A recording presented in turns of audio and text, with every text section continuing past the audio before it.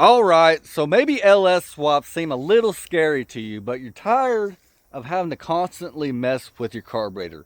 Here's an option that may be right for you. It will work on any old carbureted engine, square bodies. Right here I have my old AMC. It has a 401 V8 in it. And if you look here, it has the bolt-on Holley Terminator fuel injection. So it's fuel injection, but really what it is a throttle body injection.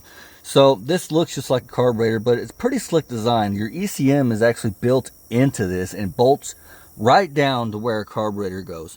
Now, you do have to add in an inline or intake electric fuel pump to get the fuel pressure you need to run this system. It's going to run a lot more pressure than what your normal carburetor did. Now, I highly recommend that if you put one of these on there, you buy the distributor with the kit. It don't have to be a Holley. It could be Aces. It could be, there's a bunch of different brands. But anyways, instead of a rotor and a bug in here, you have basically a Hall effect sensor.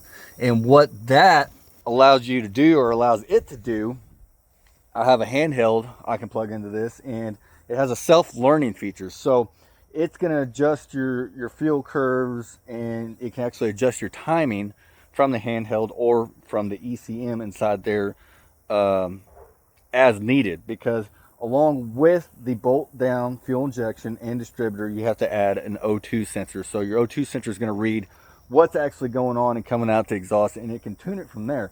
So instead of constantly having to deal with an old carburetor, and I know I'm going to get comments, there's plenty of great carburetors out there. I've had plenty of old trucks that fire up every time. And all I can say is from switching this from a carb to this, I gained a lot of power. One of the main problems I have with these old trucks is the carburetor works and everything, but the back barrels never seem to open. It's always a linkage problem, a vacuum problem. There's just something going on. But this thing, you turn the key, it's going to fire up, no pumping and everything like that. Now, something like this ain't necessarily cheap.